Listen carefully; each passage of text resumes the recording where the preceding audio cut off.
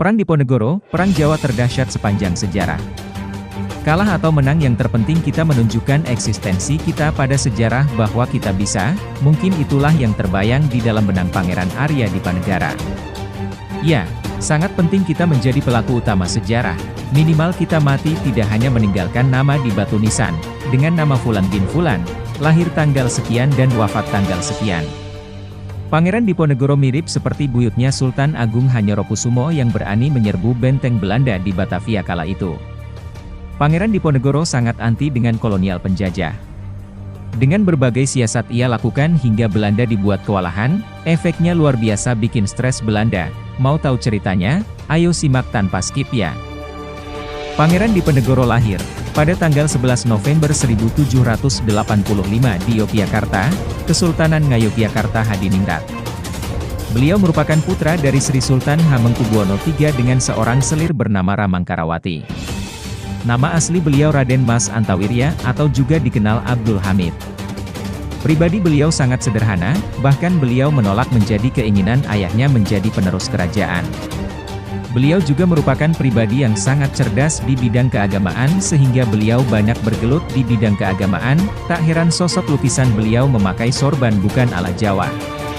Pribadi yang sederhana tersebut beliau sangat merasakan penderitaan yang rakyat rasakan. Kemuakannya terhadap Belanda semakin menjadi, ketika Belanda memasang patok-patok pembatas di daerah Tegal dan mencampuri urusan istana kerajaan dengan menetapkan pajak yang tinggi untuk rakyat yang sebenarnya bukan ranah dan ruang lingkup mereka. Sehingga pada tahun 1825 pecahlah Perang Diponegoro atau disebut dengan Perang Jawa. Persiapan yang bertahun-tahun dengan mengadakan diplomasi dengan para tokoh pembesar kerajaan, para ulama bahkan di lingkungan istana sendiri sehingga Pangeran Diponegoro pada waktu itu mendapat dukungan besar-besaran. Termasuk keluarga istana kerajaan yang pecah menjadi dua kubu, ada yang menjadi pendukung Pangeran Diponegoro dan ada yang berpihak pada kolonial Belanda. Strategi perang yang digunakan pun mirip dengan strategi perang mirip pasukan Utsmaniyah Turki. Masyarakat Jawa pada waktu itu sangat mengagumi Utsmaniyah menurut beberapa referensi bahkan terjalin kerjasama antara kerajaan Islam di Nusantara dengan Utsmaniyah Turki. Pasukan Diponegoro dibagi menjadi batalion, nama masing-masing batalion mirip dengan nama batalion Turki. Dikutip dari Kompas.com, pasukan Diponegoro terdiri dari Boluki, Otulaki, Turk, Janisar Ardi DLL. Di antara tokoh utama dalam Perang Diponegoro yaitu Sentot Ali Basya Prawirodirjo, atau dikenal Sentot Ali Pasha, mirip ya dengan Jenderal Kerajaan Utsmaniyah. Beberapa sumber mengatakan beliau merupakan Janissary, pasukan elit khusus dari Turki. Sentot Ali Pasha memimpin 1000 pasukan dan berhasil menawan 400 orang pasukan musuh dan merampas banyak senjata. Teknik serangannya pun mirip pasukan Turki, tiap pos-pos Belanda disergap sekaligus dengan waktu yang cepat sehingga lawan tidak dapat berkutik sama sekali. Berulang kali Belanda gagal melakukan pemadaman perlawanan Diponegoro. Bahkan suatu ketika Belanda mengirim pasukan besar-besaran namun gagal, justru tentara Belanda habis dibinasakan pasukan Diponegoro. Beberapa literatur perang Diponegoro menelan kurang lebih 1000 pasukan serdadu Belanda.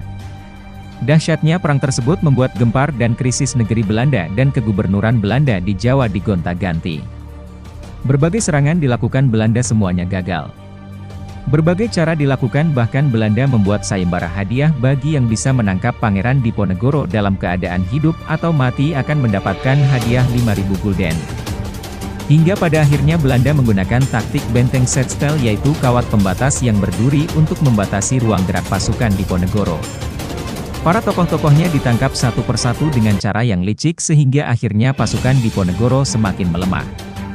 Hingga pada masa Gubernur Deko Pangeran Diponegoro dan pasukannya mampu dipadamkan itu pun dengan cara tipu muslihat yaitu berpura-pura bersyabat dan Pangeran Diponegoro ditangkap dan diasingkan ke Makassar hingga wafat.